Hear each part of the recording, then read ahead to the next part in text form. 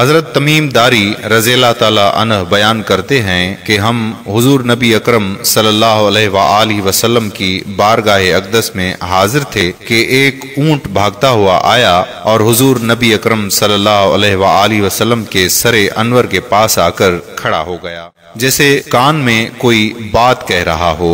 آپ صلی اللہ علیہ وآلہ وسلم نے فرمایا کہ اے اونٹ پرسکون ہو جا، اگر تو سچا ہے تو تیرا سچ تجھے فائدہ دے گا، اور اگر تو جھوٹا ہے تو تجھے اس جھوٹ کی سزا ملے گی۔ بے شک جو ہماری پناہ میں آ جاتا ہے اللہ تعالیٰ بھی اسے امان دے دیتا ہے، اور ہمارے دامن میں پناہ لینے والا کبھی بھی نامراد نہیں ہوتا۔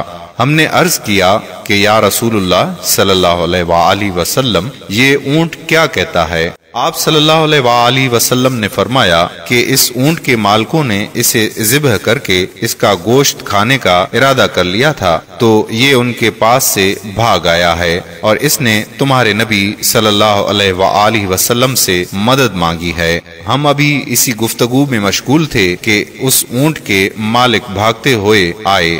جب اونٹ نے ان کو آتے دیکھا تو وہ دوبارہ حضور نبی اکرم صلی اللہ علیہ وآلہ وسلم کے سر مبارک کے قریب ہو گیا اور آپ صلی اللہ علیہ وآلہ وسلم کے پیچھے چھپنے لگا۔ ان کے مالکوں نے عرض کیا کہ یا رسول اللہ صلی اللہ علیہ وآلہ وسلم، ہمارا یہ اونٹ 3 دن سے ہمارے پاس سے بھاگا ہوا ہے اور یہ آج ہمیں آپ کی خدمت میں ملا ہے۔ آپ صلی اللہ علیہ وآلہ وسلم نے فرمایا کہ یہ میرے سامنے شکایت کر رہا ہے، یہ کہتا ہے کہ یہ تمہارے پاس کئی سال سے پلا بڑھا، جب موسم گرما آتا تو تم گھاس اور چارے والے علاقوں کی طرف اس پر سوار ہو کر جاتے، جب موسم سرما آتا تو اس پر سوار ہو کر گرم علاقوں کی جانب کوچ کرتے۔ جبکہ یہ اس خستہ حال عمر کو پہنچ گیا ہے تو تم نے اسے ذبح کر کے اس کا گوشت کھا لینے کا منصوبہ بنا لیا ہے۔ انہوں نے عرض کیا کہ خدا کی قسم یا رسول اللہ صلی اللہ علیہ وآلہ وسلم، یہ بات بالکل اسی طرح ہے جیسے آپ نے بیان فرمائی ہے۔ اس پر حضور صلی اللہ علیہ وآلہ وسلم نے فرمایا کہ ایک اچھے خدمت گزار کی اس کے مالکوں کی طرف سے کیا یہی جزا ہوتی ہے؟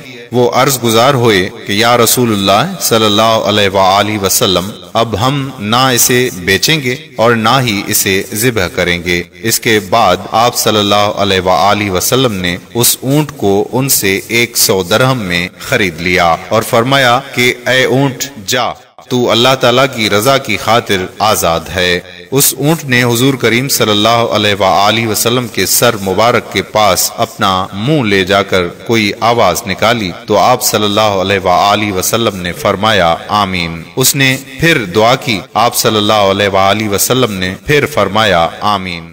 اس نے پھر دعا کی، آپ صلی اللہ علیہ وآلہ وسلم نے پھر فرمایا آمین۔ اس نے جب چوتھی مرتبہ دعا کی تو آپ صلی اللہ علیہ وآلہ وسلم آپ دیدہ ہو گئے، آنکھوں سے آنسو بہنے لگے۔ ہم نے عرض کیا کہ یا رسول اللہ صلی اللہ علیہ وآلہ وسلم، یہ اونٹ کیا کہہ رہا ہے؟ آپ صلی اللہ علیہ وآلہ وسلم نے فرمایا کہ اس نے پہلی دفعہ کہا کہ اے نبی مکرم صلی اللہ علیہ وآلہ وسلم، اللہ تعالیٰ آپ کو اسلام اور قرآن کی طرف بہترین جزا عطا فرمائے۔ میں نے کہا آمین۔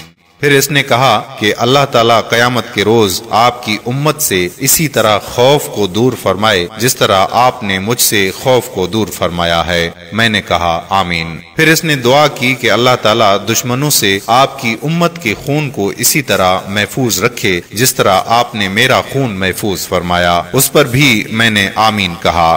پھر اس نے کہا کہ اللہ تعالیٰ ان کے درمیان جنگ و جدال پیدا نہ ہونے دے۔ یہ سن کر مجھے رونا آ گیا کیونکہ یہی دعائیں میں نے بھی اپنے رب سے مانگی تھیں، تو اس نے پہلی 3 قبول فرما لیں لیکن اس آخری دعا سے منع فرما دیا۔ جبریل علیہ السلام نے مجھے اللہ تعالیٰ کی طرف سے خبر دی ہے کہ میری یہ امت آپس میں جنگ کر کے فنا ہوگی، جو کچھ ہونے والا ہے قلم اسے لکھ چکا ہے۔